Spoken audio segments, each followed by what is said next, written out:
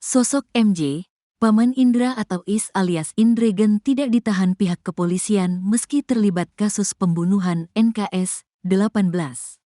Gadis penjual gorengan, bukan tanpa sebab, hal tersebut lantaran hukumannya kurang dari 5 tahun hingga tak bisa ditahan polisi.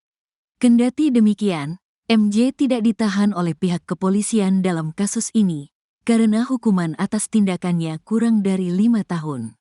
Jadi berdasarkan pasal 21 ayat 44 KUHP, bahwa perkara pidana yang ancamannya kurang dari 5 tahun tidak bisa ditahan, tuturnya, hal itu sesuai dengan pasal yang dipersangkakan pada MJ, pasal 221 KUHP tentang tindak pidana obstruction of justice, yaitu perbuatan yang menghalang-halangi atau merintangi proses hukum, dengan ancaman hukuman 9 bulan. Namun, pihak kepolisian sudah menahan MJ dengan laporan tindak pidana lain yang masih dalam proses penyidikan. Jadi MJ ini sudah kami tahan dalam perkara lain yang sedang didalami oleh penyidik, mengingat adanya keterlibatan tersangka lain dalam kasus tersebut, jelasnya. Lebih jauh, sebelumnya MJ terlibat lantaran membantu pelarian Is, sang keponakan selama 11 hari. Berdasarkan barang bukti yang kami punya, status MJ yang sebelumnya saksi kami naikkan sebagai tersangka, kata Faisal. Is sendiri merupakan tersangka dalam kasus pembunuhan dan ruda paksa gadis penjual gorengan bernama Nia Kurniasari di Kayu Tanam, Padang Pariaman.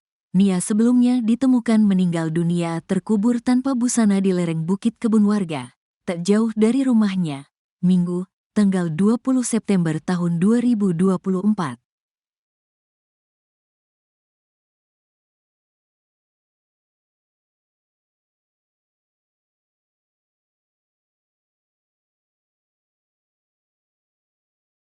Polisi menetapkan tersangka baru kasus pembunuhan gadis penjual gorengan NKS di Padang Pariaman.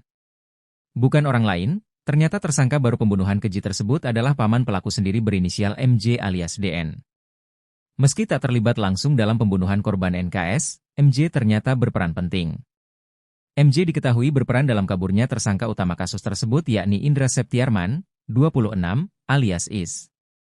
Penyidik meyakini bahwa MJ adalah yang membantu Indra selama kabur dari kejaran polisi selama 11 hari. Sembari digiring penyidik kepolisian, MJ pun buka suara di depan awak media.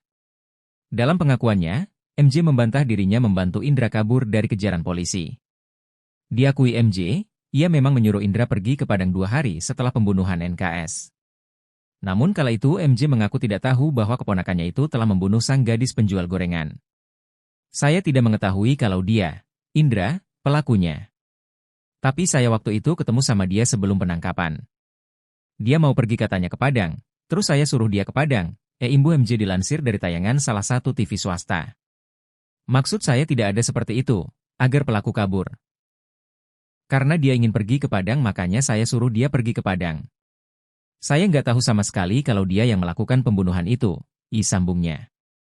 Tak ikut membunuh korban, MJ pun tegas tidak mengakui ia berperan dalam kaburnya tersangka utama. Sebab saat itu MJ tidak menduga Indra sedang membohonginya. Setelah menyuruh Indra ke Padang, MJ mengaku tidak bertemu lagi dengan